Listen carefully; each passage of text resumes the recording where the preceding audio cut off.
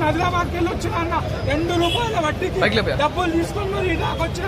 Please అన్న మీ భజన batch ని ఆపేయండి, మా ప్రాబ్లం అర్థం చేసుకోండి ప్లీజ్. మీ యొక్క ఎమ్మెల్సీ పార్టీ మారితే మీరు ఢిల్లీ దాకా పోయారు అన్న. ఆడబిడ్డలు రాత్రి పూట వర్షంలో ఆడ ఈడ కూర్చుంటున్నా ఉర్రుతున్నామన్నా. ప్లీజ్ కాళ్ళు మొక్కుతాం, కాళ్ళు అన్న కామెంట్లు చూడరే.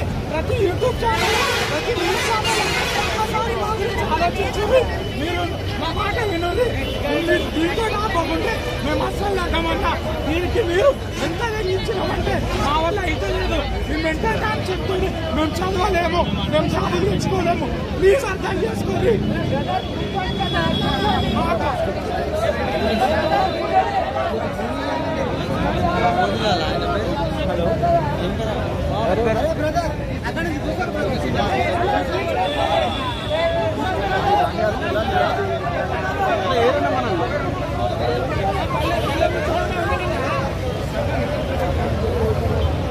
రేవంత్ రెడ్డి గారు ముఖ్యమంత్రి హోదాలో ఉండి దయచేసి రాజకీయ రంగు నిరుద్యోగులకు కులమకండి. మీకు మేము నమస్కరించి మాట్లాడుతూ ఉన్నాం. మీరు మాకు డిఎస్సీ వాయిదా వేయమంటే కొన్ని రకాల మీ సమస్యలు ఏంటో మాకు చెప్పారు. స్లాట్ బుక్ అయిపోయింది, మేము బుక్ చేసేసిన సెంటర్లను ఎగ్జామ్ అనేది వాయిదా వేయలేమని చెప్తా ఉన్నారు. కానీ మీకు అధికారంలో ఉన్నటువంటి కాంగ్రెస్ పార్టీకి డిఎస్సీ వాయిదా వేయడానికి స్లాట్ బుక్ వెనక్కి తీసుకోవడం పెద్ద లెక్క కాదు. మీకు స్లాట్ బుక్ చేసి మీ వ్యవస్థను నడుపుకోవడానికి, నిర్వహించుకోవడానికి మీరు చెప్తున్నదే తప్పితే ఒక తప్పించుకోవడానికి సాగులాగా మాకు కనిపిస్తా ఉంది. మీరు కేవలం టెట్కు డిఎస్సీకి 25 రోజుల సమయం ఇచ్చి అందులోనే 3 ఎగ్జామ్స్ పెట్టి national welfare officer, DSO exam, ఇంకా సీటెట్ ఎగ్జామ్ అన్ని పెట్టారు. 25 రోజుల సమయం కాదు. As per rule guide lines ప్రకారం 45 రోజుల సమయం ఇవ్వాలి. మీరు రూల్ని అతిక్రమించారు. ఈ రోజు డిఎస్సీ సిలబస్ అనేది ఒక్కసారి డౌన్లోడ్ చేసి మీరు చూసుకోండి. సివిల్స్ స్థాయి సిలబస్ ఒక్కొక్క డిఎస్సీ అభ్యర్థి 60 పుస్తకాలు చదవాల్సినటువంటి రోజు. ఈ అందులో ప్రాస్పెక్టివ్స్ అండ్ ఎడ్యుకేషన్ పిఐఈ అనే సబ్జెక్ట్ ఉంటుంది. కరెంట్ అఫైర్స్ 8 నెలలు మీరు కవర్ చేయాలి. దయచేసి సమయం ఇవ్వమని అడిగితే బీఆర్ఎస్ వాళ్ళు, బీజేపీ వాళ్ళు వాళ్ళెవరు, మేమెవరం సార్? 5 ఏళ్ళు మేము ఎగ్జామ్ రాకపోతే వాళ్ళు ఎవరో మాకు తెలియదు, మీరెవరో మాకు తెలియదు. అనవసరంగా మీరు రాజకీయ రంగం మాకు కులమకండి. మీకు అంత డౌట్లు ఉంటే మా ఫోన్లు చూసుకోండి. మాకు ఏ సంబంధం లేదు. ఏ బీఆర్ఎస్ వాళ్ళతోనే ఉంటే అందులో నెంబర్లు మాట్లాడినటువంటి సంభాషణలు అన్ని కూడా ఉన్నాయి. మీరు ఉంటేనే మా మీద నిందలేయడం కాదు, నిరూపణ చేసుకోండి. మీరు సమస్య వైపు దిశగా అడుగులు వేయండి. ఎట్లా పరిష్కరించాలో ఆలోచించండి. కానీ నోటికొచ్చినట్టు మాట్లాడేటువంటి ఆ నైతికత అనేది మీరు కోల్పోకూడదు. ఎందుకంటే ఉపాధ్యాయ వృత్తిని ఎంచుకున్నటువంటి ఎంతో మంది అభ్యర్థులు ఈ రోజు గౌరవంగా రోడ్ల మీదకి గౌరవంగా బతకాల్సిన వాళ్ళు రోడ్ల మీదకి వచ్చిందంటే అర్థం వాళ్ళకు పెద్ద సమస్య ఉన్నదని.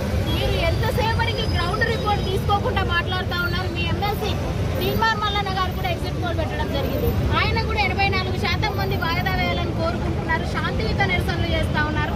దయచేసి దీనికి పోలీస్ వ్యవస్థ కూడా మాకు కోఆపరేట్ చేయాలి అని కూడా మేము కోరుకుంటా ఉన్నాం.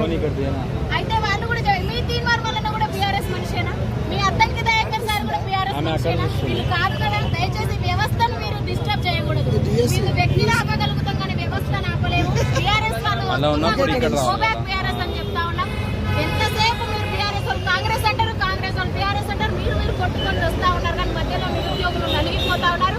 సార్ ఇప్పటికీ కూడా ఒకటే చెప్తా ఉన్నాం, హాల్ టికెట్లు ఎందుకు ఇచ్చారు? మీరు హాల్ టికెట్లు రాకముందు నుంచి కూడా మేము నిరసన తెలుపుతా ఉన్నాం. దయచేసి మీరు సమస్యను పరిష్కరించే విధంగా ఎక్స్పర్ట్ కమిటీని నియమించండి. మీరు ఎవరిని పిలిచారో మిమ్మల్ని మిస్గైడ్ చేశారు. మీరు ఎవరి దగ్గర గ్రౌండ్ రిపోర్ట్ తీసుకున్నారో వాళ్ళు కూడా మీకు మిస్కమ్యూనికేట్ అయ్యారు. దయచేసి దీని మీద ఒకసారి కేబినెట్ సమావేశం పెట్టండి. దీని మీద గ్రౌండ్ రిపోర్ట్ తీసుకోండి. మీరు నోటిఫికేషన్ వచ్చి 3 సంవత్సరాలు అయిందని చెప్తా ఉన్నారు. డిఎస్సీ నోటిఫికేషన్ వచ్చి సంవత్సరం మాత్రమే అయింది. 8 నెలల నుంచి ప్రిపేర్ అవుతా ఉన్నారు. మీరు ఇప్పుడు రాయలేరా అని కూడా మీరు అడుగుతా ఉన్నారు. 8 సంవత్సరాల నుంచి మాకు కేసీఆర్ గారు ప్రిపేర్ అయ్యే అవకాశం ఇవ్వలేదు. ఎప్పుడు చూసినా రోడ్ల మీద ఉద్యమాలు చేసినాం. కొత్తగా టెట్ పెట్టారు. టెట్ పెట్టమని కూడా మేము అడగలేదు. ఇప్పుడు రీసెంట్ గా బిఎడ్ అయిపోయినటువంటి అభ్యర్థులు 45,000 మంది క్వాలిఫై అయ్యి ఉన్నారు. వాళ్ళకైనా సమయం ఇవ్వాల్సి ఉన్నది. కాబట్టి అన్నిటిని దృష్టిలో ఉంచుకొని వ్యవస్థను నడిపేటువంటి అడ్మినిస్ట్రేషన్ లో ఉన్నటువంటి బాధ్యత వాళ్ళ మీద ఉంది. కాబట్టి అన్ని కోణాలలో మీరు ఆలోచన చేయండి. ఎక్కువ మంది విద్యార్థులు కోరుకుంటున్నటువంటి న్యాయబద్ధమైన కోరికే మాది. న్యాయబద్ధంగానే మేము అడుగుతా ఉన్నాం. డిమాండ్ గా కాకుండా కూడా రిక్వెస్ట్ గా కూడా అడుగుతా ఉన్నాం. ప్రభుత్వానికి మేము సపోర్ట్ చేసినాం, ప్రచారం చేసినాం. అన్ని విధాలుగా మేము ఆ రోజు మీకు ఎన్నంటే ఉన్నాం.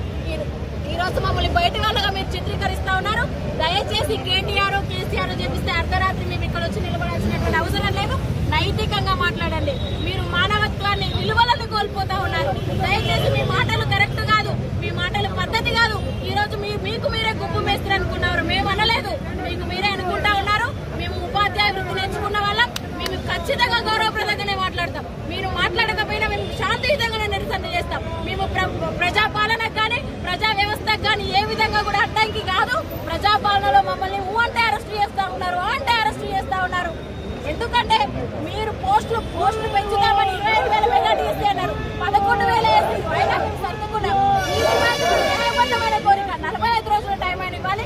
సొల్యూషన్ కూడా మేమే చెప్తా ఉన్నాం. సెప్టెంబర్ లో మాకు డిఎస్సీ పెట్టారు, అక్టోబర్ లో గ్రూప్ 2 వాయిదా ఇస్తే డిసెంబర్ లో పెట్టుకోండి. దయచేసి మా అభ్యర్థనను మన్నించండి. స్లాట్ బుక్ అయినా కూడా సెప్టెంబర్ లో ఏ ఎగ్జామ్ కూడా కొలాబరేట్ కాదు. మీరు ఎక్స్పర్ట్ కమిటీని ఇప్పటికైనా నియమించండి. ఎవరో డేట్లు ఇస్తే మీరు ఎగ్జామ్ పెట్టడం ఏంటి సార్? మాకు అర్థం కాగలుగుతా. మీకు ఏ కమిటీ నియమించండి. 30,000 ఉద్యోగాలు మీరు ఇచ్చారని చెప్పుకుంటా ఉన్నారు.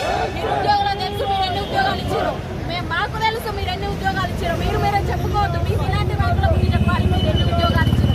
దయచేసి పునఃపరిశీలించుకోండి. దయచేసి మీ వ్యాఖ్యలను వెనక్కు తీసుకోండి. మీరు ఆత్మ పరిశీలనతో మాట్లాడతారని మేము కోరుకుంటా ఉన్నాం. డిఎస్సీ మీద వెబ్ నోట్ ఇవ్వండి. మీరు వెబ్ నోట్ ఇవ్వాలి, ఖచ్చితంగా వాయిదా వేయాలి. మేమేం పని లేక రోడ్ల మీద తిరుగుతాలే. మా తరపున మేము పోరాడాలి.